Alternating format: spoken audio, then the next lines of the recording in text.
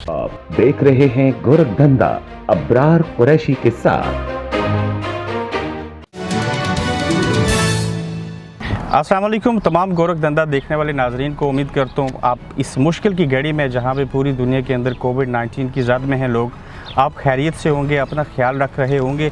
बरतानिया के एक शहर के अंदर मौजूद हूँ। एक पार्क में समझ लें बैठे हैं और एक ऐसी शख्सियत जिनको मैं देखता रहा, जिनको सुनता रहा, जो माशरे की इस्लाह करना चाहते हैं, जिन्होंने अपनी भी इस्लाह की। बड़े खुददार इंसान हैं। किसी दौर में सुना है कि ये सड़कों पे सोया करते थे, ये बड़ी मुफलसी में थे, ये बड़े हकीकत पसंद बने। और जो नौजवान सड़कों पे सोता था, जब वो जागा तो उसने दुनिया को जगाने की कोशिश की। ये जो कैमरे की एक आंख के सामने एक शख्स बैठ के दो आंखों वाला बात करता है, तो उसका लोगों के ऊपर क्या कभी असर होता है? क्या एक सोशल मीडिया का जो एक्टिविस्ट होता है, सोशल काम करने वाला इंसान, कैमरे के सामने बैठ के इस दुनिया के अंदर, इस माशरे के अंदर, मुल्क के अंदर तब्दीली ला सकता है? ये सारी बातें आज हम डिस्कस करेंगे। एक जुमला जो फिल्मों के अंदर हम डायलॉग सुनते थे कि साला एक मच्छर आदमी को हिजड़ा बना देता है, कई ज़ुबानों के अंदर इसको बड़ा बेहुदा समझा जाता है। कुछ इसी तरह ही एक लफ्ज़ हमने सुना कि खल्ली वली, चूँकि कराची से हैं, जुनैद अकरम इनका नाम है, निक नाम इनको लोग खल्ली वली के नाम से जानते हैं। ये सारा माजरा क्या है, ये जुनैद अकरम कौन थे, अब क्या हैं और करना क्या चाहते हैं, आज की गोरखधंधा में मेरा साथ देंगे जुनैद अकरम। उम्मीद है कि आप लोगों की नुमाइंदगी करने का पूरा हक अदा करूँगा। अस्सलाम वालेकुम। वालेकुम सलाम। बेहद शुक्रिया आपके टाइम का। थैंक यू सर, आपने मुझे मौका दिया। वेलकम। जुनैद साहब, ये जो जुनैद अकरम है, ये कौन है? सर, ये बड़ा सबसे मुश्किल सवाल है। इनफैक्ट जिस तरह इन जॉब इंटरव्यूज़ में करते हैं ना कि टेल अस अबाउट योरसेल्फ, वो सबसे मुश्किल सवाल होता है। बाकी तो कि आप किस तरह जॉब परफॉर्म करेंगे तो बड़ा आसान होता है, लेकिन अपने बारे में बताना, क्योंकि इंसान अपना सबसे बड़ा क्रिटिक होता है। मैं बस एक आम आदमी हूँ और हकीकत पसंद हूँ। मैं कन्फॉर्मिटी पे बिलीव नहीं करता। कन्फॉर्मिटी के माने के मतलब जो चीज़ें हमें बचपन में सिखा दी जाती हैं कि जी हमने ऐसे ही होते हुए देखा है तो आपने भी ये चीज़ें माननी है। कुछ चीज़ों में ज़ाहिर आप क्वेश्चन नहीं कर सकते, लेकिन अक्सर चीज़ों को जो आपकी माशरती ज़िंदगी में अमल दखूल होता है, जिन चीज़ों का आप उनको ज़रूर क्वेश्चन कर सकते हैं। और मेरी हमेशा से ये प्रैक्टिस रही है अपनी पर्सनल लाइफ में। मैं हर चीज़ के पीछे जाता था कि ये ऐसा क्यों होता है, क्या वजह है। आंखें बंद करके हर चीज़ मान लेना मेरी उसमें गलत होता था, और ये चीज़ मुझे किसी ने सिखाई नहीं थी। ये मेरे अंदर ही एक जुस्तजू थी, क्यूरियोसिटी जिसको आप कहते हैं, नेचुरली। तो फिर उसी तरह बस मैं अपने सवाल जो थे मैं ढूंढता रहता, उनके जवाबात तलाश करता रहता था। वो करते करते एक सिलसिला कहाँ से कहाँ निकला, और जहाँ आज मैं मौजूद हूँ, ये चीज़ तो मैंने कभी खुद सोची भी नहीं थी। जुनैद अकरम आम थे लेकिन लोगों के लिए ख़ास हैं। कभी लगता है ये बात सच है? मैं हमेशा ये चीज़ क्वेश्चन ज़रूर करता हूँ कि मैं कोई ऐसी बात नहीं करता जो लोगों को पहले से ही ना पता हो। अच्छा। मैंने आज तक कोई बहुत कम ऐसी बातें होंगी जो शायद लोगों के लिए नहीं।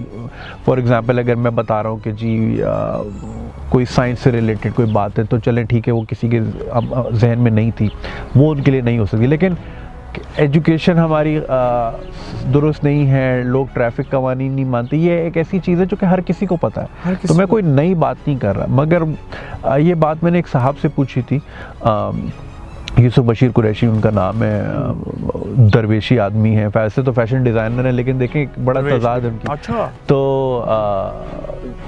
उनसे मैंने एक बात पूछी थी। मैंने मुझे समझ नहीं आती कि लोग मेरी बात क्यों सुनते हैं, मतलब ऐसी क्या वजह है। मैं तो कोई ऐसी अनोखी बात ही नहीं करता। अच्छा, खुद पे भी बिलीव नहीं था? नहीं, मुझे बिल्कुल नहीं यकीन आता। तो उन्होंने मुझे यही बात कही कि बेटा, हमारे जो गुज़रे हुए वज़ीर आज़म हैं, जिनका ताल्लुक़ मुल्तान से है, तो कह रहे हैं अगर आज उनको कोई जलसा करना पड़े तो जब तक लोगों को वो बिरयानी के पैकेट या जेब में 500-500 ना हो, वो एक जुलूस नहीं खड़ा कर सकते। आप एक वीडियो बनाते हैं, उसको लाखों लोग सुनते हैं, आपने कभी किसी के सर पे बंदूक नहीं रखी कि जी मेरी बात सुनो। तो ये अल्लाह की तरफ से एक तोहफ़ा होता है, इसमें कुछ शक। और ये कि बोलना सबको आता है, मगर किस वक्त कैसे बोलना है और किस तरह नाप तोल करनी है, ये गिफ्ट होता है, गॉड गिफ्ट होता है। लेकिन जुनैद साहब, क्या आपने ज़िंदगी में कभी ये बात सोची थी कि आप इस कैमरे के लिए बने हैं और इसके सामने बात करें? नहीं, बिल्कुल भी नहीं। मैं तो इंतहाई किस्म का शाय आदमी था और आज भी हूँ। ये तो आप लोग मुझे कैमरे की निगाह से देखते हैं तो मेरी एक अलग पर्सनालिटी है। अगर आप मुझे आम ज़िंदगी में देखें, किसी दावत में देखें, तो मैं आपको कोने में खड़ा हुआ नज़र आऊँगा अकेला। वैसे भी मैं अकेला तन्हाई पसंद आदमी हूँ। दोस्त भी मेरे बहुत कम हैं, गिने चुने हैं। मैं बड़ा नाप तोल के दोस्ती करता हूँ। तो मैं, आप इसी से अंदाज़ा लगा लें कि जितने लोग मुझे इतने अरसे से फॉलो कर रहे हैं, आपने कभी मेरी ग्रुप फ़ोटो नहीं देखी होगी कि जी 8-10 दोस्त बैठे हैं और खाने खा रहे हैं और मजाक मस्ती, क्योंकि मैं तन्हाई पसंद आदमी। हाँ, मैं अपनी दुनिया में रहता हूँ और मैं अगर कहीं बैठा भी हूँ तो मैं किसी और दुनिया में होता हूँ दिमागी तौर पे। तो इसका मतलब कि ये जो तन्हाई पसंदी है आपकी, इसी तन्हाई के दौरान मॉडल बनते हैं, दिमाग में लोगों तक पहुंचते हैं। ऐसा ही है, बिल्कुल है। मुझे सो बेहतरीन आइडियाज़ जो हैं या तो चलते हुए आते हैं या नहाते हुए आते हैं। आखिरी जो मेरी वीडियो थी, जो कि माशाल्लाह 3 दिन में 30 लाख लोगों ने देखी, अच्छा। तो खाली फेसबुक पे, यूट्यूब अलग और व्हाट्सएप का तो कोई काउंट नहीं, अर्तुगरुल के ऊपर जो बनाई थी। हाँ। वो मैं, आप यकीन करें, मैं नहा रहा था और मैं बस सोच रहा था। तो वो नहाते हुए स्क्रिप्ट बना दिया? हाँ, हालांकि वो तो इमेजेस तो मैं एक रात पहले देख चुका था, लेकिन वो उसको कैरी किस तरह करना है और किस तरह लेके चलना है, वो नहाते हुए आइडिया है। मैं फिर नीचे गया, कैमरा लगाया, वो बन गई। आप तो बड़े हकीकत पसंद आदमी हैं। मुझे ये बताएंगे, बाप दादा भी कैमरे के सामने बैठ के बात करते थे, फोटो बनाया करते थे? नहीं, बिल्कुल भी नहीं। इनफैक्ट मेरे दादा जो हैं, असल में मैं 3 साल या 4 साल का था, वो वफात पा चुके थे। उनके बारे में हमने सुना ही है। खाली वो काफ़ी सेल्फ मेड आदमी थे और उनका एक बहुत बड़ा कारोबार था। बड़ी उन्होंने एम्पायर खड़ी की थी किसी ज़माने में। वो फिर वक्त के साथ साथ इधर उधर हो गई उनके वफ़ात के बाद। लेकिन ये कि वो सेल्फ मेड आदमी थे, बिल्कुल अकेले आए थे, इंडिया से माइग्रेट करके आए थे। बस बीवी बच्चे इत्तेफाक से पहुंच गए थे उनको ढूंढते ढूंढते, क्योंकि वो एक कंपनी के लिए काम करते थे और किसी काम के सिलसिले में कराची आए थे। अच्छा। पीछे से इंडिया बन गया था। अच्छा, पीछे से इंडिया बन गया। तो चूंकि हमारी दादी को यहाँ के होके रह गए। हाँ, तो यहाँ फंस गए। अब ना कोई व्हाट्सएप, ना कोई ईमेल, ना कोई पता हो कि जी कोई वीडियो कॉल हो जाए, जी किधर हो, हम आ रहे हैं। अब वो वापस जाने की करें तो जो यहाँ थे उन्होंने रोका कि देखो भाई, किस्मत में होगा तो पहुँच जाएंगे। किस्मत में होगा। तो दादी को चूंकि वो बता के आए थे कि जी मैं कराची में यहाँ जाके काम करता हूँ। देखें, बीवियों को बताना बड़ा इंपॉर्टेंट चीज़, लोग मर्द एवं निकल जाते हैं बगैर बताए। तो वो बच्चे उठा के खुद ही पहुँच गई 5 दिन में। वो खुद भी एंटरप्रेन्योर थी अपनी उसमें, और उन्होंने भी जी तकिए सी के पता नहीं एक बड़ी एम्पायर खड़ी की हुई थी अपनी। तो ये था उनमें। वाले साहब मेरे, अच्छा खैर, मेरे दादा जो हैं वो किताबें बड़ी पढ़ते थे। पर्शियन लैंग्वेज में उनको बिल्कुल अबूर हासिल था। और एक वक्त ऐसा है कि फ़ारसी बोलने वाले आहिस्ता आहिस्ता दुनिया से जाते रह गए, वो अकेले रह गए। अच्छा। तो उनकी एक साहब से मुलाकात हुई जो कि पासपोर्ट ऑफिस में कराची में काम करते थे, शरीफुल नफ्स आदमी थे, फ़ारसी बोला करते थे। तो ख़ास उनसे दोस्ती इसलिए लगाई कि शाम को वो उनके कारखाने में आके चाय पिए और वो फ़ारसी में बात बोलेंगे। ये चस्का था फ़ारसी में, बिल्कुल। और फिर वो वक्त ऐसा है, एक बड़ी ज़बरदस्त स्टोरी है, इस पर तो कोई बेहतरीन फिल्म बन सकती है कि वो साहब जब रिटायर हुए, खुददार आदमी थे, दादा से जिक्र करते थे परेशानी का, लेकिन कभी पैसे नहीं मांगे। हालांकि दादा मेरे अफोर्ड कर सकते थे, लेकिन ये कि बच्ची की शादी और मुझे एक आम लोअर मिडिल क्लास घर का जो प्रॉब्लम्स होते हैं।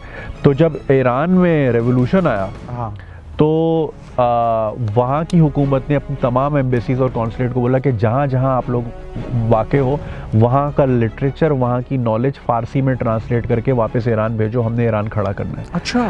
तो फिर कराची कॉन्सुलेट जो क्लिफ्टन में मौजूद है ईरान की, वहाँ से एक ऐड आया अखबार में कि जी हमें फ़ारसी में अबूर वाले लोग चाहिए। तो आपके दादा अल्लाह ने, नहीं, दादे के दोस्त का। अच्छा, जो परेशान थे, जो रिटायर हो चुके थे, पेंशन उनकी पूरी नहीं पड़ रही थी, तो अल्लाह ने कैसे वसीला बनाया कि उनकी नौकरी वहाँ लगी और वो फिर किताबें ट्रांसलेट करते थे फ़ारसी में।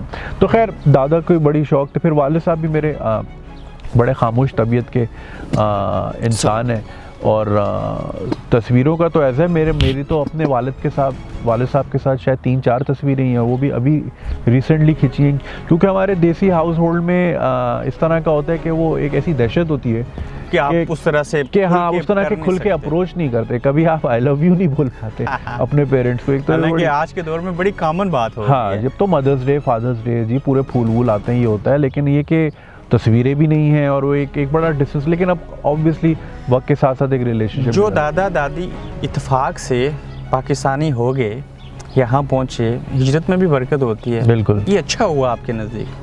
बिल्कुल, एब्सोल्युटली। देखिए, वहाँ तो ऐसी सिचुएशन हो गई थी, लुधियाना में जहाँ रहते थे उनको कुछ दिन सिख बन के रहना पड़ा। अच्छा। क्योंकि उस नेबरहुड में सिख भी रहते थे, मुसलमान भी रहते थे। तो जब अटैक होने लगे मुसलमान फैमिलीज पे, तो जो सिख फैमिलीज थी उन्होंने मेरी दादी को रख लिया अपने घर में। ज़बानें तो सबकी एक जैसी थी।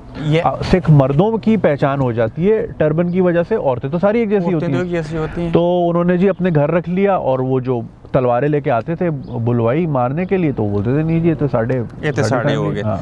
जुनैद भाई, जो नौजवान बचपन में कहा गया, सुना गया, अपनी ज़ुबानी मुझे बताइए कि जो सड़क पे सोता था, जिसके लिए खाने के लिए मुश्किल होगी एक वक्त में, वो एहसास कमतरी का शिकार क्यों नहीं हुआ? अच्छा, सड़क पे लिटरली मैं सड़क पे नहीं सोता था, मैं अपनी गाड़ी में सोता था। गाड़ी में? लेकिन उसकी भी मैं आपको एक स्टोरी बता दूं। देखिए, मैं ऑब्वियसली हमारी एक बड़ी फैमिली थी और इकोनॉमिक कंस्ट्रेंट्स थे, पढ़ाई थी सबकी। तो मैं इंटर करके ही जो मैं काम धंधे में लग गया था, मैं एक रेस्टोरेंट में काम करता था। जुनैद साहब, सुना कि किसी दौर में आपको गाड़ी के अंदर सोना पड़ा, मजबूर थे, मजबूरी हुई होगी। जो शख्स ऐसे हालात से गुजरा, वो बाद में इतना कॉन्फिडेंस लेके कहाँ से आ गया, वो एहसास कमतरी का शिकार क्यों ना हुआ? देखिए, ऑब्वियसली एहसास कमतरी तो एक ऐसी चीज़ है जो कि आ ही जाती है ना चाहते हुए भी। मैं जब बिल्कुल शुरू में जब मैंने इंटर के एग्ज़ाम दिए, फिर उसके बाद मैंने ज़ाहिर खुद ज़िम्मेदारी देखी। फैमिली बड़ी थी, इकोनॉमिक कंस्ट्रेंट्स थे, ज़ाहिर सब पढ़ रहे थे। तो मैंने सोचा कि मैं पढ़ाई को थोड़ा ब्रेक देके मैं थोड़ा सा इनकम जनरेट कर लूँ ताकि फैमिली सपोर्ट कर सकूँ। तो मैं कराची के एक रेस्टोरेंट में मैंने वहाँ काम करता था, हर किस्म का काम किया वहाँ। टेबलें भी साफ़ की, वॉशरूम भी साफ़ किए, वेटरी भी की, कैशियर भी था। मतलब कभी किसी ने छुट्टी की, आइसक्रीम वाला नहीं आया तो खड़ा होकर आइसक्रीम भी दे रहा हूँ। अच्छा। वहीं पे मेरे स्कूल के क्लास फेलोज़ भी, उनकी एक यूनिवर्सिटी की पार्टी थी, वो पहचान गए थे मुझे, तो मैं बस मुंह छुपा के बस आइसक्रीम डाल रहा था। तो होता था फील, ज़ाहिर है अपने जैसा कि मेरे सारे दोस्त, कोई इंग्लैंड पढ़ने आ गया, कोई ऑस्ट्रेलिया चला गया, और तो फील तो होता था। आज अब मेरे सामने दुनिया की मीठी जन्नत, इसको कहते हैं, बरतानिया, ग्रेट ब्रिटेन, वहाँ पे बैठे हुए, कभी सोचा था? नहीं, सवाल ही नहीं पैदा होता सर। मैं तो एक टाइम था, मेरी ज़िंदगी की सबसे बड़ी ख्वाहिश थी एक चिकन टिक्का खाऊं अपने पैसों से, जो कि 35 रुपए का मिलता था 2001 में। हाँ, ये सबसे बड़ी ख्वाहिश थी। और नोकिया 3310 मेरे पास हो। 3310 आपके पास हो। अच्छा, अब जो जुनैद अकरम है, इनसे मैं पूछूं कि अब आपकी ऐसी ख्वाहिश कौन सी है जो आप चाहते हैं पूरी हो जाए? आप देखें ना, ये वक्त के साथ साथ ये चेंज होती हैं आपकी प्रायोरिटीज़। देखिए, उस वक्त मैं ज़ाहिर है 17 साल का एक लड़का था, तो उसकी तो ख्वाहिशें मटीरियल्स में ही होती हैं। लेकिन अब चूँकि मैं उससे डबल से भी ऊपर हो गया हूँ, तो अब मेरी ख्वाहिशें जो हैं वो मटीरियल से हट के वो उस तरफ चली गई हैं कि जहाँ पे लोगों का बेनिफिट हो। तो मैं हमेशा से ही, ना सिर्फ आज से, दूसरों के लिए सोचते हैं। बिल्कुल, हमेशा से मैंने अल्लाह से ही दुआ की। कभी भी मैंने ये दुआ नहीं की जी मेरे को बड़ा बंगला हो या स्पोर्ट्स कार हो या वगैरह वगैरह। हमेशा ये दुआ की कि मैं किसी के काम आ जाऊँ, क्योंकि मैंने हमेशा यही समझा कि इंसान जो है ना, हमेशा ट्राइबल रहा है, कबीलों में रहा है, तो वहाँ पे ना एक दूसरे से कोलैबोरेट करके लोग आगे जाते हैं। तो मुझे अगर ऐसे ही हुई है, ये तो अभी फैक्ट्रियाँ बनी है 200 साल पहले, तो अब जो है ना हम सब घरों में बंद हो गए। वरना पहले क्या होता था, अगर मुझे जूते सीने आते, मैंने आपके जूते सी दिए, आपको जानवर चराने आता, आपने मेरे भी जानवर चरा दिए। इंसान इसी तरह ऊपर। 2-3 सवाल पूछता हूँ, फिर मैं आपके एक्चुअल जो प्रोफेशन है आपका उसके ऊपर मैं आ जाता हूँ। जुनैद साहब, ये जो कैमरा है, ये पहली बार आपने कब देखा? कैमरा तो खैर बहुत बाद में देखा मैं, यानी कि मोबाइल कैमरा। इसमें मैं आपको पूरी बैक स्टोरी देता हूँ। मैंने असल में, जैसा कि मैंने आपको शुरू में कहा कि मैं बहुत शाय था और पब्लिक स्पीकिंग का तो कोई सवाल ही नहीं पैदा होता था। मैं तो मानता ही नहीं कि आप शायद नहीं, आप यकीन नहीं करेंगे, लेकिन ऐसा ही है, बिल्कुल ऐसा ही। इंट्रोवर्ट हूँ मैं बहुत। कैमरे के सामने नहीं शाय होते आप? कैमरे के सामने भी कब, जब मैं अकेला हूँ। जब मैं अकेला हूँ तो मैं फिर कुछ भी बोल देता हूँ। अगर आप अभी मुझे बोले रिकॉर्ड करें, मेरा वो फ्लेवर ही नहीं निकलेगा। क्योंकि मैं कॉन्शियस हूँ, आप भी देख रहे हैं, आप भी देख रहे हैं। आप उन लोगों में से तो नहीं है कि अम्मी ने भेजा, जाओ बेटा बाजार से सौदा ले, आगे से लड़कियाँ आ रही थी, आपने रास्ता बदल दिया? नहीं, खैर इतना भी नहीं, लेकिन ये कि हाँ, शायद ज़रूर था, मैं अभी भी हूँ।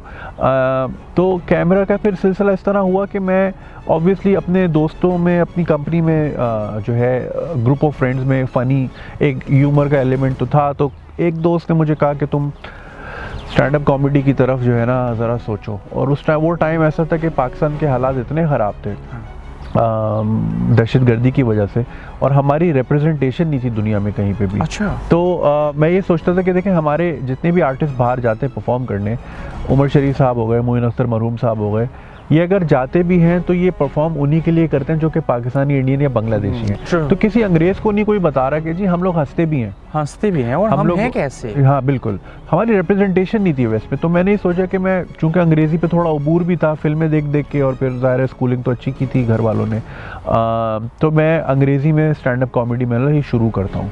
तो एक पॉइंट मेरी ज़िंदगी में आया और मैंने बोला यार भाड़ में जाएँ जो कुछ भी सोचता है। पहले मैं बड़ा कॉन्शियस होता था, यार फलाना क्या सोचेगा, ये क्या बोलेगा। फिर मैंने बोला यार लोगों के सोचने से होता क्या है, कुछ भी नहीं होता, कोई कैंसर हो जाता है या कोई फेफड़ों में दर्द हो जाता है, होता क्या है, कुछ भी नहीं होता।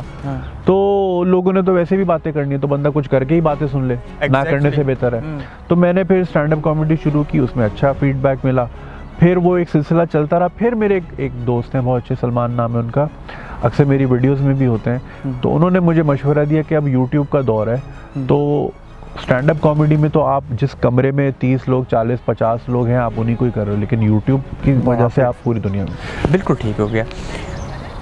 तो तब जाके हमने जो है कैमरा मैंने पहली बार फेस किया उस वक्त, वो भी डरते डरते, और ये सोच के कि यार 300-400 लोगों ने देखनी है, तो कोई बड़ी मसला बात नहीं हो जाएगी। तो वो पहली वीडियो जो बनाई उसमें मैं लड़की बना था, और उसमें हम ये बेसिकली उसका कॉन्सेप्ट ये था कि देसी लड़कियां किस तरह बिहेव करती हैं। अच्छा। जो आप आजकल देखते हैं लोग दुपट्टा पहन के लड़की बने होते हैं, वो मैं 2012 में किया था। ये आपने शुरू से ये मैंने किया था जी। तो वो इतनी हिट हुई कि जब हम रात को अपलोड करके सो गए, सुबह उस पर 60,000 व्यूज़ थे। अच्छा। और उस ज़माने में कोई इतने यूट्यूबर्स थे भी नहीं, आपके सब्सक्राइबर भी नहीं थे इतने, कुछ भी नहीं सर, चैनल ही हमने 2 रात पहले ही बनाया था। अच्छा, तो वहाँ से आपको लगा कि ये चीज़ अच्छी है। हाँ, मतलब वो जो एक रिस्पांस आया, अर्जेंटीना से मैसेज आ रहा है, सोमालिया से मिला, पाकिस्तानी कहाँ बैठा हुआ है, मेरे तो ये मेरे लिए बड़ी बात लर्निंग हुई कि यार लोग कहाँ से देख रहे हैं। तो वो जाहिर है एक ओवरवेलमिंग एक्सपीरियंस था, मगर चूंकि हमारे सामने कोई ऐसी मिसाल नहीं थी कि यार इसको भी इनकम का जरिया बनाया जा सकता ये है। आपके माइंड में उस वक्त नहीं था, क्योंकि कोई था ही नहीं, कोई मिसाल ही नहीं थी सामने। 2015 के बाद हुआ। एग्जैक्टली, और ये मैं आपको 2012 की बात बता रहा हूँ। हाँ।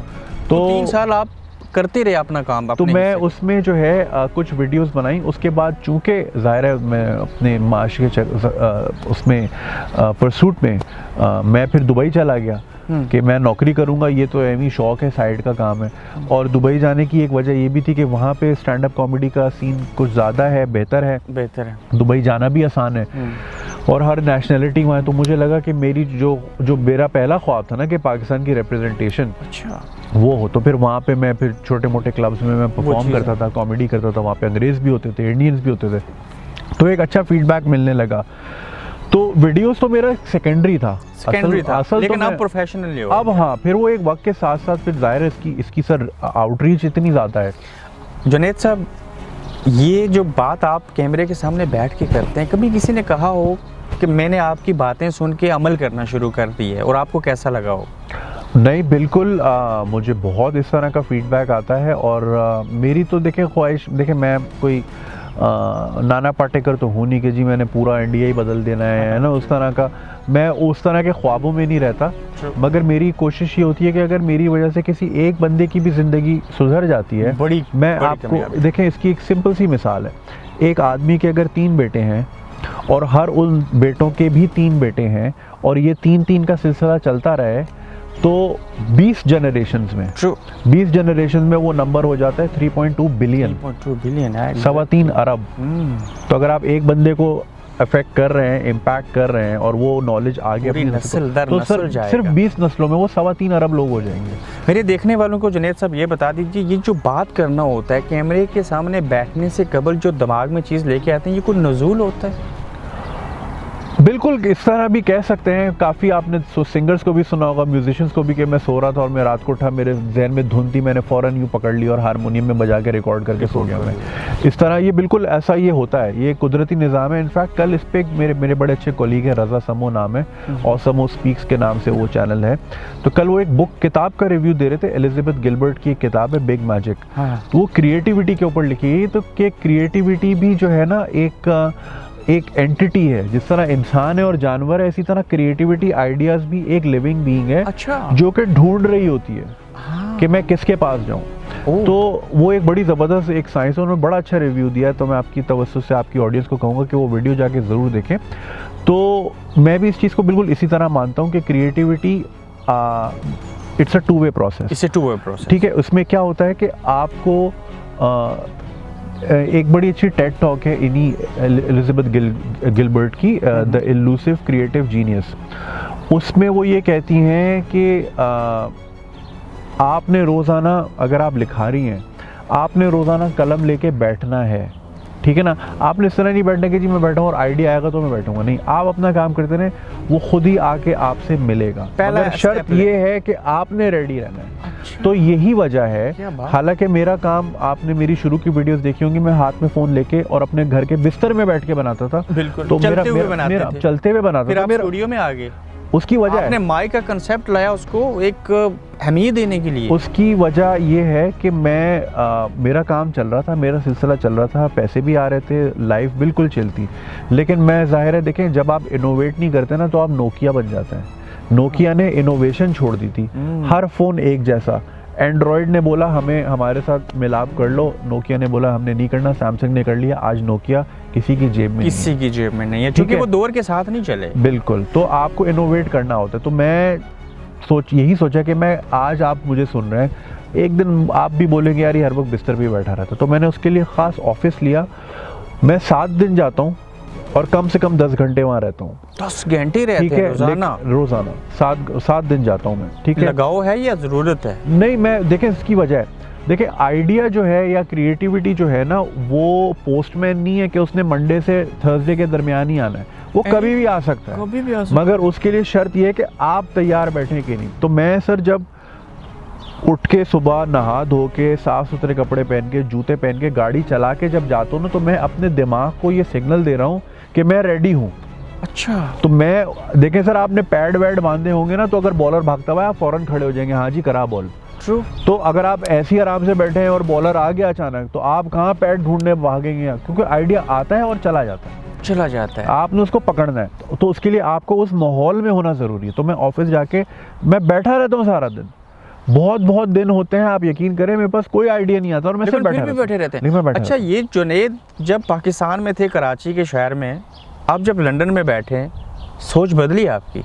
आइडिया मुख्तलिफ आते हैं, माहौल असरअंदाज होता है? देखिए, माहौल तो बिल्कुल असर ज़रूर करता है, और खैर यहाँ तो मैं एक पर्सनल रीज़न की वजह से आया था, और फिर पीछे से लॉकडाउन हो गया, तो अब तो मेंटल जो है वो सबका ही बदला हुआ है, सबकी सोच थोड़ी सी डिफरेंट हुई है। लेकिन मैं ये चीज़ ज़रूर कहूँगा कि, और ये मुझे फीडबैक बहुत लोगों ने कहा कि मैं जब भी कराची में वीडियो बनाता हूँ तो मैं बड़ा गुस्से में होता हूँ, लेकिन मैं जब भी ट्रैवल कर रहा होता हूँ मेरा मूड अच्छा रोमांटिक होते हैं, मूड अच्छा होता है और फ़नी होता है। आप मेरी पिछले 3 साल की फ़नी वीडियोस उठाएं, उसमें या तो मैं आपको दुबई में चलता हुआ नज़र आ रहा हूँ, या यूरोप के किसी शहर में चलता हुआ नज़र आ रहा हूँ, या तुर्की में चलता हुआ नज़र आ रहा हूँ। इंग्लैंड में मूड कैसा होता है? मूड तो बिल्कुल अच्छा है। अब ये देखिए, ये मेरे घर से 4 कदम पे ये इतना बड़ा पार्क है, और मैं अगर दिल घुटने लगता है तो मैं आराम से आके किताब, ये इन्हीं दरख्तों के नीचे मैं बैठ के किताब पढ़ता रहता हूँ सारा दिन, तो बिल्कुल अच्छा तो लगता है। लेकिन जैसा कि मैंने आपको कहा है कि एक ओवरऑल सिचुएशन जो बनी हुई है, परेशानी तो है, फैमिली पीछे पाकिस्तान में है लॉकडाउन में, और लोग निकल गए आज, वो मतलब लॉकडाउन भी ख़त्म और मार्केटें भरी हुई हैं, तो वो एक टेंशन भी है। वैसे अगर आम हालात में देखा जाए तो जाहिर है एक अच्छे माहौल से जो है ना आपका जहन फ्रेश होता है। अब ये देखें, चिड़ियों की आवाज़ें कराची में नहीं आती, यहाँ पे आती हैं, और कितना अच्छा लगता है। अच्छा लगता है, आप जितना नेचर से करीब हो सर, आप यकीन करें, ये आप बिल्डिंग देख रहे हैं सामने, इसके पीछे पूरा एक फॉरेस्ट है। हाँ, बिल्कुल फॉरेस्ट बनाया हुआ है। हालांकि ये चाहते हैं कि लोगों को नेचर वाली फीलिंग दी जाए, चाहते तो काट के प्लॉट बना देते, जैसे हमारे यहाँ होता है, लेकिन नहीं, वो नेचर से करीब रखते हैं ताकि इंसान का दिमाग फ्रेश रहे। फ़र्ज़ करें आपके पास 3 टॉपिक पड़े हैं, पॉलिटिक्स के रिलेटेड है, कुछ और चीज़ें हैं, आप पिक एंड चूज़ करने वाले लोगों में से हैं? सर मैं उस पे लोगों की ज़रूरत को सामने रख के बात करते हैं या अपनी पसंद की बात? नहीं, इसमें ऑब्वियसली जो मेरा ज़्यादा फोकस होता है वो होता है कि लोगों के लिए क्या बेहतर है। अपनी बात देखें, अगर आप अपनी बात करेंगे ना तो लोग नहीं सुनेंगे। अगर आप मुझे भी बैठ के अपने घर की बातें बताने लग जाए, मैं एक हद तक सुनूंगा, उसके बाद मैं बोलूँगा यार क्या मसले हैं तुम्हारे। लेकिन अगर आपको ऐसी बात करेंगे जो कि मेरे इंटरेस्ट की भी है या जिससे मैं रिलेट कर सकता हूँ, तभी आपकी मैं पूरी बात सुनूंगा। और मेरे काम में अगर लोग सुनते हैं या पसंद करते हैं तो उसकी एक बुनियादी वजह ये कि लोग रिलेट कर सकते हैं। और मुझे बहुत से लोग कहते हैं कि यही बात हमारे जहन में भी थी, आपने ज़बान दे दी, हमारे जो जहन में चल रहा था आपने उसको अदा कर दिया। तो रिलेटेबिलिटी का फैक्टर ज़रूरी है। एर्तुगरुल के ऊपर आपने बात की, और ऐसी एक चीज़ की जो इस वक्त पाकिस्तान के अंदर पीक के ऊपर है। हाँ, आप गुस्से में आ जाते हैं बाज़ हरकतें देख के? नहीं, वो जो मैंने वीडियो बनाई थी उसमें तो जाहिर है गुस्सा तो नहीं, मुझे अफसोस बहुत हुआ था कि हमारे बेचारे लोग इतने सीधे हैं, मतलब आज के दौर में, टेक्नोलॉजी के दौर में, कि वो समझते हैं कि जो हम ड्रामे में देख रहे हैं वो असली ज़िंदगी में भी वैसे ही होंगे। वो तो जब इन्होंने सादे लोग हैं, एक्सपोजर नहीं है, ट्रैवल नहीं करते, देखी नहीं दुनिया, जमा करते करते अपनी प्लॉट बनाना है, अपनी घर लेने हैं और उसी में सारी ज़िंदगी बसर करते हैं, एक कूजे में रहते हैं। वो कहते हैं ना, मछली जब पैदा होती है ना पानी में तो उसको नहीं पता होता वो पानी के अंदर है, जो पानी के बाहर होता है उसको पता होता है कि वो दूसरा एनवायरनमेंट है। तो जब तक वो अपना एनवायरनमेंट से बाहर नहीं निकलेगी तो उसके बाहर एक और एनवायरनमेंट है। तो हम लोग जो पाकिस्तान में पले बड़े और वहीं रहे तो हम समझते हैं पूरी दुनिया इसी तरह चलती है, जबकि ऐसा नहीं है। जुनैद साहब, अगर शावर करते हुए एक स्टोरी दिमाग में आए, उसको एक दिन में 30 लाख लोग देख लें, तो मेहनत की जाए तो कुछ और भी हो सकता है, या मेहनत पे बिलीव करते हैं या जो चीज़ दिमाग में आ जाए उस पर बिलीव करते हैं? देखिए, सारे फैक्टर्स इसमें कोई वो नहीं आप कह सकते कि नहीं जो आइडिया आया है वही चलेगा या आप मेहनत। देखिए, ये मिक्सचर होते है, ये रेसिपी होती है। अब जैसे बिरयानी में जो है ना, आपको ये भी डालना है, वो भी डालना है, मसाले भी, ये डिश होती है, एक चीज़ बनती है, ठीक है ना। तो उसमें थोड़ा बहुत क्रिएटिविटी का फैक्टर भी होगा, थोड़ा बहुत जो है आपकी मेहनत का भी होगा, आप उसको प्रेजेंट किस तरह कर रहे हैं उसके भी पॉइंट्स हैं। और फिर जो है सबसे बड़ी बात रिलेटेबिलिटी फैक्टर, के जो देख रहा है वो इंगेज उसमें हो रहा है कि नहीं हो रहा। ये बहुत सारे फैक्टर हैं, मगर सबसे ज़्यादा जो इम्पोर्टेंट फैक्टर है वो यही है कि सुनने वाले की ज़िंदगी से वो चीज़ कितनी करीब है। जुनैद साहब, आप प्राइम मिनिस्टर पाकिस्तान को मिले, उससे थोड़ा पीछे जाते हैं, वोट किसको दिया था? वोट तो एक पर्सनल चीज़ होती है, लेकिन ये कि आप जैसा बंदा जब बताएगा कि मैंने किसको अपनी अमानत दी थी तो लोग मोटिवेट नहीं, देखें, अमानत की तो खैर बात नहीं मेरी। देखें, हमारे यहाँ शख्सियत परस्ती इतनी हो जाती है कि वो भी गलत है, ठीक है। आपको ये चीज़ देखनी चाहिए कि आपके अपने हलके के लिए कौन कितना ज़रूरी है।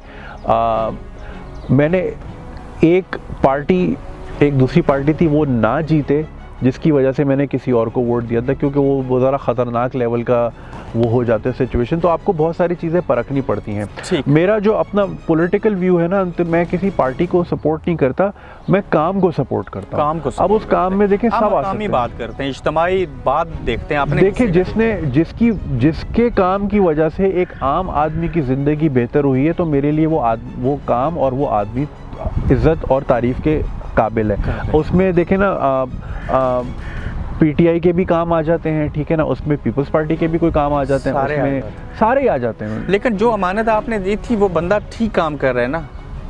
नहीं कर रहा, और पता ही नहीं है उन बंदे का नहीं, बल्कि वो तो सदर साहब बन गए तो वो तो कल सदर साहब तो कल नहीं, जैसा कि मैंने आपको बताया, उसकी भी एक वजह थी कि दूसरा बुराई को रोकने के लिए आपने कम बुराई का इंतखाब किया। तो हाँ, ऐसा आप कह सकते हैं। तो सदर साहब तो कल पता चला 30 मिनट लाइन में लग के उन्होंने कोई लबेशीरी खरीदी है कुछ, अभी मैं ट्वीट उनको भी बड़ा शौक है वो दांत हम सीधे करने का। खान साहब से आप मिले, आपको कैसा लगा था? मैं आपको एक बड़ी इंटरेस्टिंग बात बताऊं। नहीं, मैं उनसे पहले भी बहुत मिला हूँ। अच्छा, ठीक है। मैं देखें, बहुत से देखें, मैं अक्सर तनकीद भी अगर कर जाता हूँ तो मुझ पे एक बाकायदा अटैक कर दिया जाता है। अच्छा, एक ही दिन में मुझे नूनी भी कहा गया है, मुझे पीटीआई वाला भी कहा गया है, क्योंकि मैं किसी को नहीं छोड़ता। तो उसका मुझे एंटी लेबल लगा है, मुझे सारे लेबल लगे, हालांकि आपको खुद नहीं समझ आती मैं हूँ क्या। हाँ, तो मैं देखें, खान साहब के पीछे जो आवाम सबसे ज़्यादा लगी ना, वो उनके मीनारे पाकिस्तान वाले जलसे के बाद लगी। मैं उससे भी पहले जब वो छोटी छोटी कॉर्नर मीटिंग्स किया करते थे कराची में डिफेंस में, तो मैं जिस जगह परफॉर्म करने जाता था कॉमेडी, वहाँ के जो ओनर थे वो खान साहब के बड़े करीबी दोस्त हैं। अच्छा। तो वो मुझे बुलाते थे और जाहिर है वो देखते थे कि यार यंगस्टर है और मतलब जाहिर है सामने आना चाहिए। तो मैं उन कॉर्नर मीटिंग्स में मिला। पिछले ही हफ्ते मैंने इंस्टाग्राम पे एक तस्वीर लगाई थी, एक छोटी सी सेरेमनी थी जो पीटीआई की एक रहनुमा थी जिनको फिर कत्ल कर दिया गया था कराची में, मैं उनका नाम भूल रहा हूँ, उनके घर की थी वो। वहाँ पे ऑक्शन थी, खान साहब छोटे बैट्स लाए हुए थे अपने सिग्नेचर करके। और वो शौकत खानम के लिए जो है फंड रेजिंग थी, मगर उसमें उन्होंने पीटीआई से रिलेटेड भी बातें की। तो उस मेरी तस्वीर थी और वो खान साहब आ गए और वो पीछे मैं खड़ा हूँ, वो तस्वीर मैंने लगाई भी थी। तो मैं तो उस वक्त का हूँ, तो जितना डिसअपॉइंट मेरा होना बनता है वो शायद किसी का भी नहीं, क्योंकि जो ज़्यादा लोगों ने जो ज्वाइन किया वो मीनारे पाकिस्तान के बाद किया। तो जब बल्ले बल्ले हो जाए तब तो फिर हर कोई आता है। तो उनको उससे पहले पसंद मैं तो उनके उससे पहले का सपोर्टर था। आप तो मेरी पुरानी पोस्ट निकाल के देखें तो मुझे खुद यकीन नहीं आता। रेलिवेंट एक सवाल पूछूंगा। हाँ, बड़े आदमी से बड़ी बात पूछूंगा, बड़े बंदे के बारे में पूछूंगा। 92 का वर्ल्ड कप जीते, मुल्क के प्राइम मिनिस्टर बन के, अल्लाह उनको और दे। लेकिन वर्ल्ड कप जीतने के बाद मुल्क की प्राइम मिनिस्टरशिप आपको वो कुर्सी भी मिल जाए, सब मिल जाए, आप हाकिम वक्त हैं, फिर एक और क्रिकेटर शाहिद अफरीदी ये कहे कि मैं अगर हुकूमत में आ गया तो मैं लोगों की गुर्बत ख़त्म कर दूंगा, आपको कैसा लगता है? आप इस पे बोले नहीं सर, क्या बंदा बोले, अब वो किन प्लेटफॉर्म से बोल रहे हैं वो भी क्लियर है। और हमारे यहाँ देखें, मैं इमरान खान खान साहब की नीयत पे मैंने कभी शक नहीं किया और कोई भी नहीं करता, बल्कि उनके जो मुखालिफिन हैं वो भी नहीं शक करते। और उन्होंने ऑन रिकॉर्ड ये बात की है कि कुछ भी है फाइनेंशियली करप्ट नहीं है, ठीक है ना। लेकिन जस्ट बिकॉज, इसमें मैं आपको एक मिसाल देता हूँ। देखिए, अगर मैं आपको बोलूँ कि जी मैं बड़ा ईमानदार आदमी हूँ और मेरा ट्रैक रिकॉर्ड बिल्कुल सही है, तो क्या आप अपने किसी रिलेटिव की हार्ट सर्जरी मुझसे कराएंगे? आप नहीं कराएंगे, आप उसी से कराएंगे जो उस चीज़ का एक्सपर्ट है, ठीक है ना। तो ईमानदारी एक पार्ट है, स्पेशलाइजेशन एक दूसरा पार्ट है, ठीक है। अब फिर उसमें एक और पार्ट, हाँ, इम्प्लीमेंटेशन एक और पार्ट है। अब उसमें भी देखिए ना, मैं उनको 100% ब्लेम नहीं करता, बिकॉज हमारे यहाँ सर हुकूमत तो बहुत बड़ी चीज़ है। आप एक कमेटी की मस्जिद अगर आपको चलानी हो, आप वो भी नहीं कर सकते सर। हमारे यहाँ बिल्कुल ऐसा ही है, हम आज़ाद नहीं है और हम इतनी जगहों से फंसे हुए हैं। आप ये एंड सही करने चाहें तो वहाँ से निकल आता है, वहाँ वो आपको याद होगा ना वीडियो गेम के वो जानवर निकलते थे नाले से, इधर हथौड़ा मारो वहाँ से निकलता था, वहाँ से निकलो, हम काम हो जाते थे। तो सर असल में 70 साल का इतना ज़्यादा हमारे यहाँ मिसमैनेजमेंट है। ये एक ऐसा सब्जेक्ट है, इसके ऊपर बुकें भी लिखी जाए, खत्म नहीं होगा। शाहिद अफरीदी को ऐसा कहना चाहिए सर, कहने को तो मैं भी कह दूं। नहीं, शाहिद अफरीदी को ऐसा कहना चाहिए सर। शायद उनके, मुझे तो सबसे इम्पोर्टेंट सवाल ये है कि अभी तो उन्होंने पार्टी भी कोई नहीं बनाई, तो बगैर पार्टी के वज़ीर आज़म बनने की ख्वाहिश। बहुत अच्छा जवाब दे दिया। तो ये तो मतलब उन्होंने आगे वाला काम पहले कर दिया। पहले तो बंदा पार्टी बने, फिर आके ख्वाहिश। वैसे तो ख्वाहिश सबकी होती है सर, हमने भी ख्वाब में बड़े छक्के मारे आखिरी बॉल पे इंडिया को, और फिर man of the match receive किया, तो ख्वाब तो सब देखते हैं।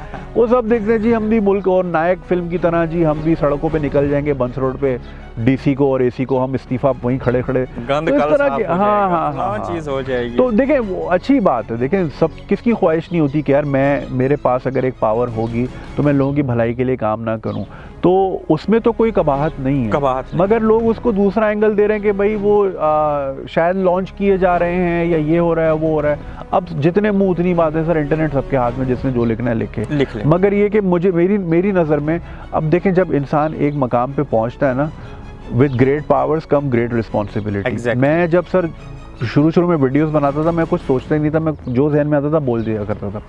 फिर जब फॉलोइंग बढ़ती गई ना, तो ये खिदमत वाला एस्पेक्ट फिर वहाँ से आया। यार अब चूंकि इतने लोग सुनते हैं, तो अब मेरी जिम्मेदारी बनती है कि मैं लोगों की भलाई के लिए बात करूँ। तो शाहिद अफरीदी, जिन्होंने इतना स्टारडम देखा है, पिछले 30 साल से देख रहे हैं और इतनी बड़ी फाउंडेशन भी चला रहे हैं, बल्कि मैंने खुद फंड रेजिंग भी की है उनके साथ दुबई में, तो जाहिर है जितना वो इंसान की और ख्वाहिश होती है मैं और करूं, और उसमें नेकी भी है, अच्छी बात है। तो उन्होंने उसी एंगल से सोचा होगा कि चलो फाउंडेशन भी अल्हम्दुलिल्लाह सेट हो गई, लोग जानते भी हैं, इज्जत भी करते हैं, तो उनकी ज़ाहिर दिल में और ख्वाहिश आई होगी कि यार मैं और बड़े लेवल पे जाके लोगों को रिलीफ दूं। 2 लफ्ज़ हैं, आपकी पहचान बन गए, बल्कि डायलॉग बन गया, ठप्पा लग गया, खली वली। ये पहली बार कब बोला आपने क्यों बोला? ये सर खली वली ना अरबी का लफ्ज़ है जिसका मतलब है दफ़ा करो, जाने दो। हाँ। तो चूंकि मैं इमारात में रहता था और आप जिस भी मुल्क में रहते हैं वहाँ के चलते फिरते लफ्ज़ जो हैं आपकी ज़बान का हिस्सा बन जाते हैं, ठीक है।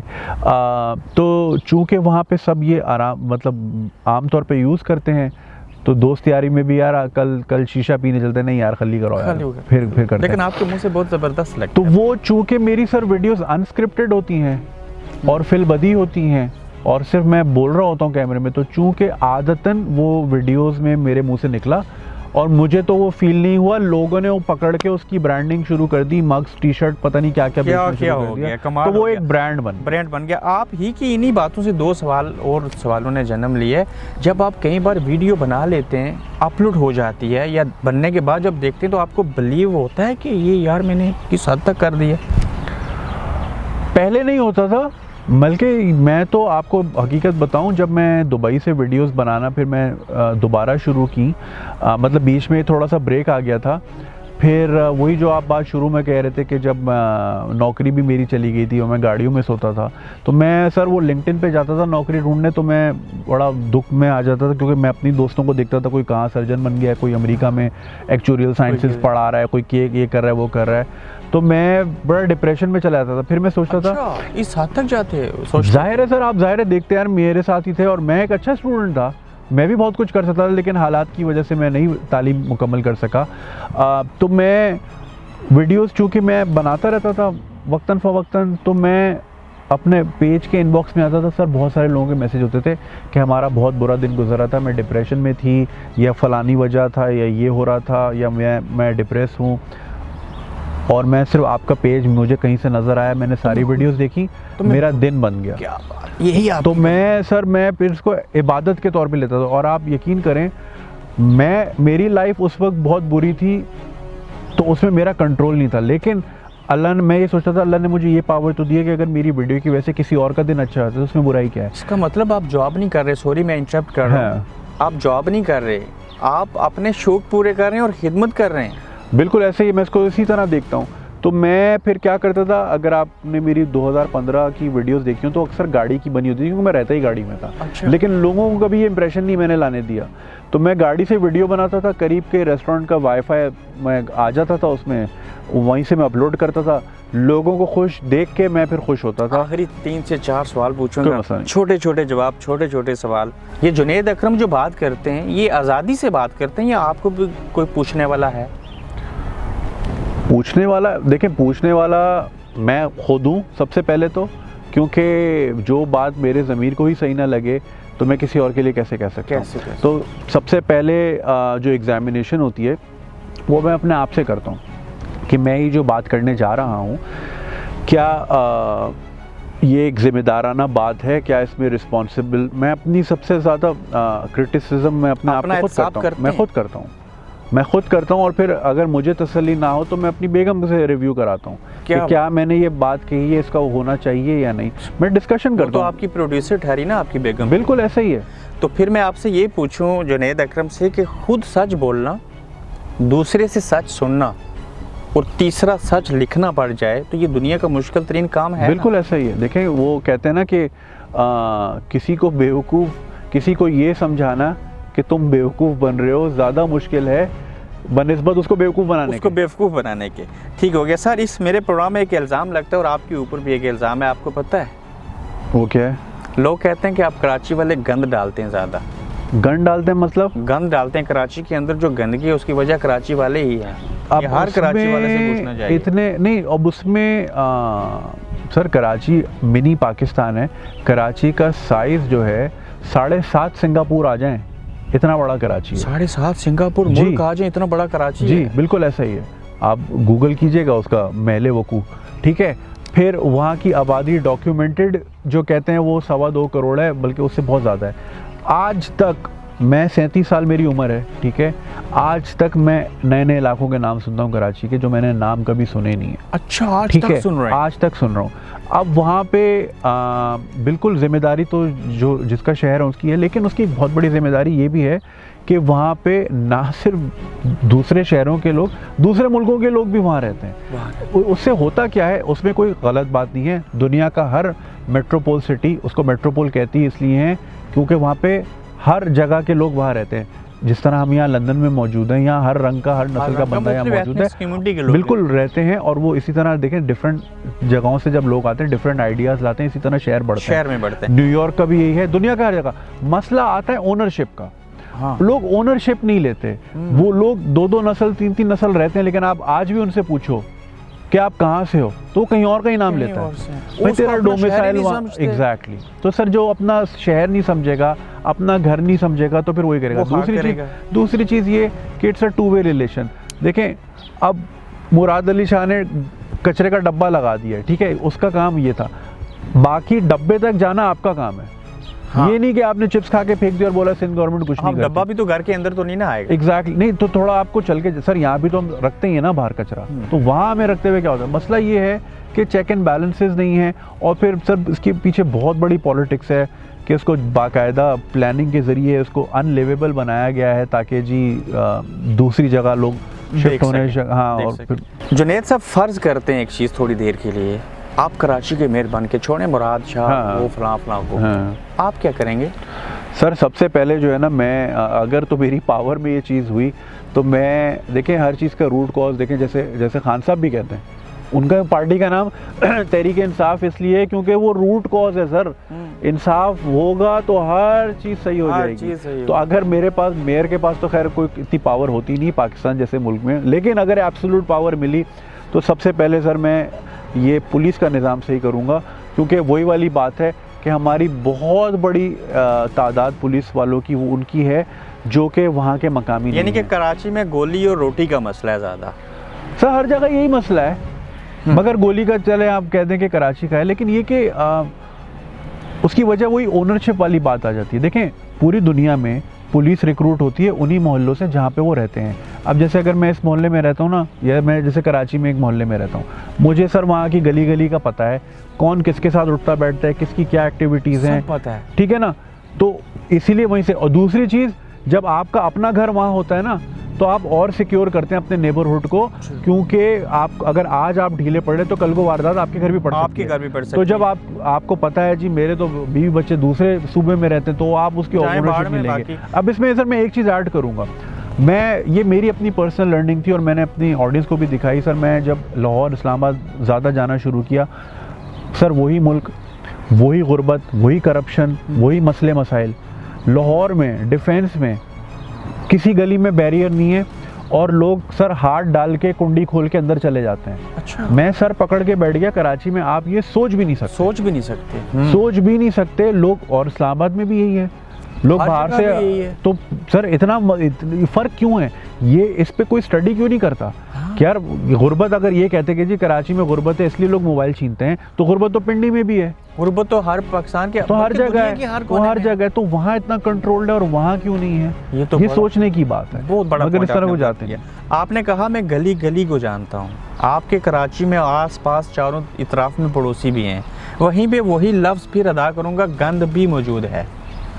आपको लाखों लोग जानते हैं, आपको पसंद करते हैं, फॉलो करते हैं, महीने में एक दिन उन चंद लोगों को, उन लाखों या हज़ारों लोगों को बुला के सफाई डे नहीं मना सकते? सर सफाई डे, इंटरनेशनल सफाई डे नहीं, कराची का सफाई डे कह रहा हूँ सर। ये सबसे मतलब बहुत माजरत के साथ मुझे ये इतनी बुरी चीज़ लगती है, हफ्ता सफाई डे कॉमन चीज़ होगी सर, ये रोज़ का काम है। आप क्या फूड डे मनाते हैं? आप रोज़ फूड खाते हैं, तो सफाई भी उतनी ही ज़रूरी है जिस तरह आम चीज़ें हैं, ठीक है ना। आदत डालनी होगी तो नहीं, इसमें आदत तो डालनी है। दूसरी चीज़ ये कि आपने उसको हेविली फाइन करना है।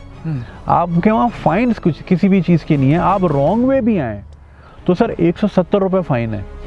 रॉन्ग वे में मैं एक फैमिली के 4 लोग मार सकता हूँ। अगर बाइक पे मियाँ बीवी और 2 बच्चे आ रहे हैं, सिर्फ 170 रुपये देना है सर। 250 की मैं रोज़ सिगरेट पीता हूँ, मैं कोई प्राउड नहीं हूँ, सिगरेट बहुत बुरी चीज़ है, मैं एक मिसाल दे रहा हूँ। लोग गुटके छालिया में 300 रुपये रोज़ के उड़ा देते हैं। तो हमारे यहाँ फाइन्स नहीं है, अकाउंटेबिलिटी नहीं है, इंसाफ नहीं है। इंसाफ नहीं है। इंसाफ हो तो सब चीज़ें ठीक हो सकती हैं। सही बात है। कभी किसी से माजरत की हो ज़िंदगी में, यार मुझसे गलती हो गई? हमेशा सर, मैं आज भी करता हूँ, और ये तो बल्कि आपको ऊंचा करती है। ऊंचा? हमारे लोग जो सर अपनी ईगो के मोहताज हैं, अपनी ईगो के आगे मजबूर हैं। नहीं जी मुझे सब पता है, मुझे नहीं सब जी पता तुसी कौन हो जी, मुझे सब पता है। हम लोग किसी और की सुनने की सलाहियत नहीं रखते।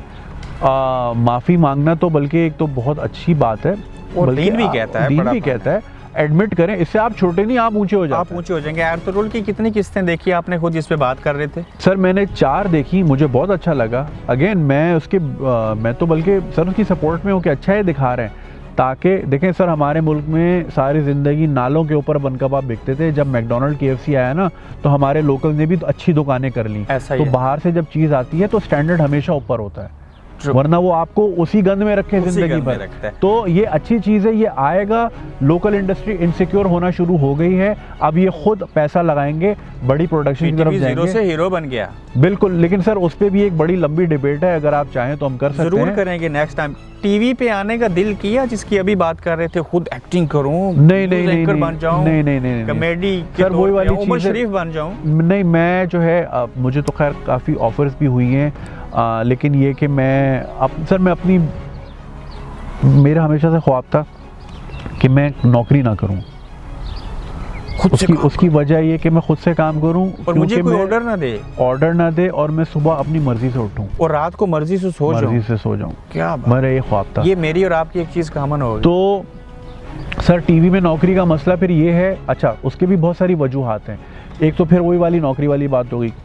दूसरा सर मेरा कोई कैलेंडर नहीं है कि जुनैद साहब की हर जुम्मे को वीडियो आएगी, ऐसा नहीं है। ये कैलेंडर इधर है, कैलेंडर यहाँ है और यहाँ है। दिल करेगा तो सर हफ्ते में 3 आएंगी, नहीं दिल करेगा पूरे महीने एक भी नहीं पूरे आएगी। महीने एक भी नहीं ठीक आएगी। है, हम किसी तो को आप, लेकिन जब आप नौकरी करेंगे तो टीवी वाले बोलेंगे जी रोज हसान है, तो क्या आप बात। यूं खत्म हो जाएंगे। यूं खत्म हो जाए। और दूसरी चीज ये कि हमारे यहाँ तो फिर एक टीवी चैनल ज्वाइन करना, यानी आप एक नैरेटिव ज्वाइन कर रहे हैं। अगर आप इस तरफ जा रहे हैं, ज्वाइन करें, और आप जेल में जा रहे हैं आज़ादी से। बिल्कुल। अच्छा जुनैद साहब, आप लिबरल हैं? सर अब ये लिबरल की डेफिनेशन मुझे समझ नहीं आती। मैं चाहता हूँ आपकी ज़ुबानी सुनो। मैं देखिए, इस्लाम भी हमारा बड़ा पोलाइट है। ये बिल्कुल। पुलिस हरात से गुजारने वाले लोगों की बात नहीं कर रहा हूँ। बिल्कुल। मैं चाहता हूँ आपकी ज़बानी थोड़ा सा सोचूं कि ज़िंदगी कैसे होनी चाहिए, उसमें रंग हो सकते हैं ना। सर हर की ज़िंदगी तो बल्कि इतनी खूबसूरत है, और ज़िंदगी में रंग बिल्कुल होने चाहिए सर, वरना ब्लैक एंड वाइट ज़िंदगी तो कोई ज़िंदगी नहीं होती। अब हमारे यहाँ लोग लिबरल को लोग समझते हैं, जो ख़वातीन को लिबरल बोला जाता है कि वो जो स्लीवलेस पहनती हैं और सिगरेट पीती हैं, वो लिबरल होती है। उनको लिबरल समझा जाता है। सर लिबरलिज्म यहाँ से होता है, दिमाग से होता है। अच्छा, छुपा होता है, बाद में रिएक्शन होता है। अच्छा उसमें भी हम लोग किस चीज़ को समझते हैं कि जी अगर आप म्यूज़िक की बात कर रहे हैं तो आप लिबरल हैं। सर लिबरलिज्म एक बहुत बड़ी डेफिनेशन है, हमने उसको एक बिल्कुल सांचे में डाल के ना, एक तो हमें लेबलिंग की आदत है ना, हाँ। काफिर खेलने का हमें बड़ा मसला है। तो ये मुझे कहा जाता तो है ट्विटर पे, मैं ऑन द मतलब मैं, आप सेंट्रिस्ट कह सकते हैं। देखें आप जहाँ रहते हैं वहाँ के नुआंसेस का भी आपको ख्याल रखना चाहिए। मैं ये भी नहीं कहता कि जी बिल्कुल खुला ही खाता कर दो, ठीक है ना, लेकिन अदूद क़यूद तो होनी चाहिए। बिल्कुल सर, चेक एंड बैलेंसेस होने चाहिए। अब मैं जो है ना, मैं टर्की को बड़ा एस्पायर करता हूँ, मैं टर्किश सोसाइटी को बड़ा एस्पायर करता हूँ। आपने मेरी एक वीडियो देखी होगी, किस्म के लोग हैं। मैं सर हर किस्म के लोग हैं वो, हाँ। और रिस्पेक्ट करते हैं एक दूसरे की, म्यूचुअल रिस्पेक्ट है। तो मैंने एक वीडियो बनाई थी, मैं सुल्तान अहमद मॉस्क के सामने बैठा हुआ था और मैं वहाँ पे यही बात कह रहा था। सर वो उस 12 मिनट की वीडियो में शुरू के 3 मिनट तो मैंने तमहीद बांधी है माफ़ियों के साथ कि मैं जो बात कह रहा हूँ खुले दिल से सुने। देखें, हमें एक पहलू दिखाया जाता है और उसी को हम सब कुछ मान के बैठ जाते हैं, जो कि गलत है। हाँ, तो आपको अपनी वो करनी चाहिए। अब मैं वहाँ बैठ के दिखा रहा था कि मेरे पीछे आया सोफिया मस्जिद है, सामने सुल्तान अहमद मॉस्क है। ये आपको दिखाया जाएगा एक एंगल से, आपको ये नहीं दिखाया जाएगा कि इसी मस्जिद के सामने 500 शराब खाने खुले हैं। 500 शराब खाने, वहाँ पे आपको पोर्क भी मिलेगा, वहाँ पे आपको अल्कोहल भी मिलेगी, सब भी मिलेगा। लेकिन क्या ना वो उसको कुछ कह रहा है, ना वो उसको कुछ कह रहा है। यूट्यूब और फेसबुक का कभी दिल में शुक्रिया अदा किया? सर बिल्कुल, ये तो बड़ा अच्छा प्लेटफॉर्म है। और इन्होंने देखे ना, एक ज़माना था कि अगर आपको टीवी आर्टिस्ट बनना है तो सुबह 6 बजे लोग पीटीवी स्टेशन के बाहर खड़े हो जाते थे। आप जावेद शेख साहब की कहानी सुने, जब 9 बजे या 8:30 बजे प्रोड्यूसर साहब की गाड़ी रुकती थी और वो जो सर 5 सेकंड में जो गेट खुलता था, है वही सारा कुछ, उसी में आपने अपनी पिच देनी होती थी कि प्रोड्यूसर साहब मुझे एक चांस दे दे, मैं ये भी कर सकता हूँ, मैं ये भी कर सकता हूँ, मैं ये भी कर सकता हूँ। मुताजी खत्म हो गई आज सर आप सब मुताजी और ब्लैकमेलिंग खत्म सब हो गई, खत्म हो गया। पर्ची नहीं चाहिए आपको, जरूरत ही नहीं है आपने सर। किसी से सिफारिश कराई मुझे यूट्यूब पे जाना है? नहीं सर, बिल्कुल भी नहीं। मैं ठीक अपनी हो गया। मर्जी का मालिक हूँ। कल मैं एक प्राइवेट चैनल को, ईद का प्रोग्राम था, उसकी रिकॉर्डिंग थी, फ़ख्र आलम साहब वहाँ मौजूद थे और उन्होंने एक बात कही मेरे से, मतलब पीटीवी को मतलब पीटीवी जो है अभी उसमें उस प्रोग्राम में ये कहा गया कि अर्तुगरुल से जो कमाई हो रही है यूट्यूब की, पीटीवी उससे लोगों की तनख्वाहें निकाल रहा है। बिल्कुल ऐसे ही है, बिल्कुल। तो वो सर मेरे लिए शर्म की बात है, मैं एक छोटा सा यूट्यूबर हूँ, मैं वहाँ से कहूँ समझ आता है मेरे मुल्क का इतना बड़ा इदारा किसी और का कंटेंट दिखा के अपनी तनख्वाहें निकाल रहा है, तो मेरा तो दिल टूटा सर। पीटीवी से हम बड़े हुए हैं, सब कुछ सीखा, तारिक अजीज साहब से मैंने जितना सीखा, माजिद जहांगीर साहब से मैंने जितना सीखा, तो ये तो मेरे उस्ताद हैं और वो इतना बड़ा इंस्टीट्यूशन। इसी बहाने बता दें, जुनैद अकरम का रोल मॉडल कौन है इस इंडस्ट्री के अंदर? सर मैं एक नाम लेना। मैं माजिद जहांगीर साहब को बड़ा इंस्पायर हमेशा से करता था। 50-50 में वो आते थे, बड़े डिफरेंट रोल्स प्ले करते थे, बहुत फनी थे। लेकिन फिर वो अमेरिका शिफ्ट हो गए, फिर रिसेंटली वो पाकिस्तान आए और फिर मैंने उनकी वो, एक हमारे यहाँ होता है ना, एक एक्टर बड़े अरसे से गायब होता है, फिर अचानक बूढ़ा सा आता है, बीमारी है, पैसे नहीं है, मेरी इमदाद कर दो। मैं सर ये हमारा हर आर्टिस्ट का यही है, यही रोल है। क्योंकि नहीं रोला क्या मतलब, ठीक है कुछ के बारे में आप कह सकते हैं जी आपने अपनी ज़िंदगी में आपको कुछ थोड़ा बहुत ख्याल करना चाहिए था, लेकिन सर हमारे इदारे भी जो है ना भूल जाते हैं हीरोज़ को। यूट्यूब और फेसबुक ना होते तो जुनैद अकरम आज यही कुछ होते या कुछ और होते? नहीं सर, फिर शायद मैं कुछ और होता, क्योंकि अब ज़ाहिर है ये प्लेटफॉर्म जो हैं यही मेरी पहचान का बाइस बने, यही पहचान का। तो अगर कोई और प्लेटफॉर्म होते या फिर ये कि हमारा आखिरी थीम ये है कि हम हर बंदे से, मैं चाहता हूँ अपनी पसंद का अच्छा सा शेर सुनाए। मेरा पसंदीदा शेर सर, वैसे तो मैं शायरी से थोड़ा सा डिस्कनेक्टेड रहता हूँ, पसंद ज़रूर करता हूँ लेकिन मुझे याद नहीं रहते, लेकिन एक जो मेरा फेवरेट शेर है जो मैं अक्सर अपनी इंस्टाग्राम में और लाइव सेशन में कहता हूँ, वो एक फ़ारसी का शेर है और वो कहलाता है कि किश्ते अव्वल चून नहद मैमार कज, तासुरैया मीर रवत दीवार कज। तर्जुमा, इसका तर्जुमा ये है कि अगर आपने पहली ही ईंट टेढ़ी लगा दी तो पूरी बिल्डिंग, अगर मैमार ने पहली ही ईंट टेढ़ी लगा दी तो चाहे वो दीवार आसमान तक ले जाए, वो दीवार टेढ़ी ही होगी। तो यानी अपनी बुनियादें सीधी करो, बुनियादें सीधी। और चूंकि मेरे अपना जो मेरा काम है उसकी भी मैं हमेशा ग्रास रूट लेवल की बात करता हूँ, एजुकेशन की बात करता हूँ, तो मेरे दिल से ये बड़ा करीब है शेर। मैं दोबारा सुना देता हूँ, किश्ते अव्वल चून नहद मैमार कज, तासुरैया मीर रवत दीवार कज। बिल्कुल, बहुत शुक्रिया आपके। Thank you so much. Thank you very much. नाज़रीन इजाज़त दीजिए, हमें देखने का, हमें सुनने का बेहद शुक्रिया। अपना फीडबैक ज़रूर दीजिए।